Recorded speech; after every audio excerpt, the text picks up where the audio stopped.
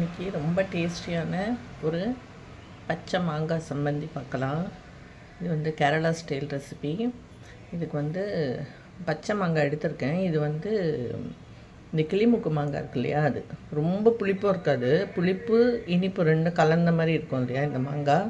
இது நான் தோலோடு எடுத்திருக்கேன். இது ரொம்ப சுவையாக இருக்கும். இதை வச்சு பண்ணுங்கள். 3 பச்சை மிளகாய், ஒரு துண்டு இஞ்சி. இந்த இஞ்சி ஒரு ரொம்ப நல்ல ஃப்ளேவர் கொடுக்கும் இந்த மாங்காயோடு சேர்க்குறப்போ.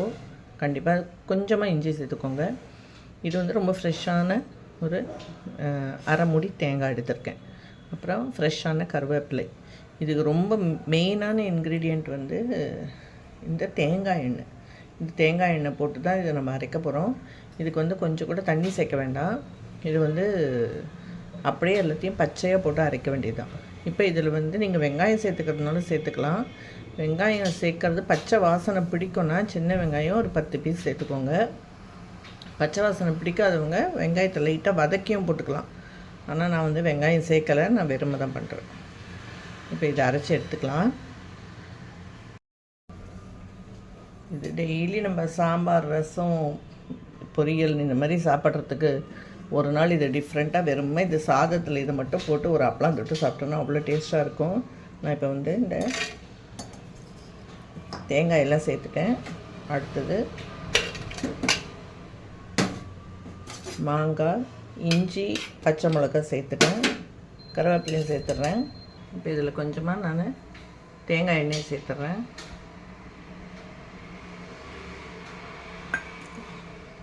இதில் தேவையான அளவு உப்பு சேர்த்துக்கலாம். கல் உப்பு சேர்க்குறேன்.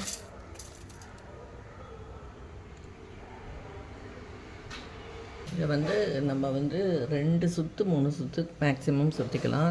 ரொம்ப சாஃப்டாக அரைக்க வேண்டாம். திப்பியாக இருக்கிற மாதிரி அரைச்சிப்போம். அதுதான் நல்லா வாயில் கடிச்சு சாப்பிட்றப்போ ரொம்ப டேஸ்ட்டாக இருக்கும். இப்போ நான் அரைச்சிட்டேன். இதை எடுத்து பார்க்கலாம்.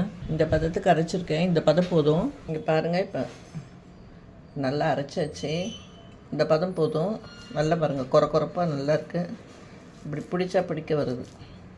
ஒரு ட்ராப் தண்ணி சேர்க்கல, எதுவுமே இல்லை. இந்த மாங்காயில் இருக்கிற ஈரம், தேங்காயில் இருக்கிற அந்த லைட் எசன்ஸ், அதுக்கு தான் ஃப்ரெஷ்ஷான தேங்காய் போட சொல்கிறது. அப்போ தான் அந்த ஜூஸியாக இருக்கும். இதில் மெயின் இன்க்ரீடியண்ட் தேங்காய் எண்ணெய். இதில் மேலே இன்னும் கொஞ்சம் தேங்காய் எண்ணெய் விட்டுக்கிறேன். சுட சாப்பாட்டில் கொஞ்சம் நெய் போட்டு இந்த தேங்காய் எண்ணெயோடு இருக்கிற பச்சை மாங்காய் தேங்காய் சம்மந்தி.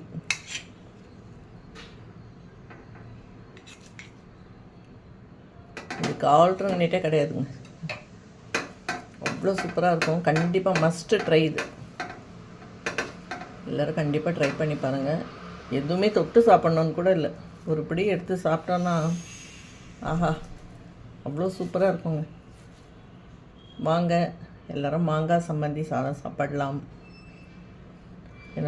இந்த வீடியோ பிடிச்சிருந்தா லைக் பண்ணுங்கள், ஷேர் பண்ணுங்கள், சப்ஸ்கிரைப் பண்ணுங்கள் ஃப்ரெண்ட்ஸ். சப்போர்ட் பண்ணுங்கள். தேங்க்யூ.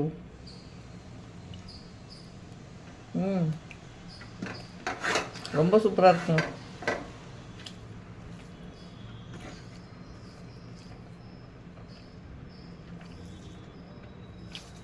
எவ்வளோ சாப்பாடு உள்ளே போகிறதுனே தெரியாது போல் இருக்கு. அவ்வளோ சூப்பராக இருக்குது. அடுத்து இன்னொரு சூப்பரான வீடியோவில் பார்க்கலாம். பை. Happy Sunday.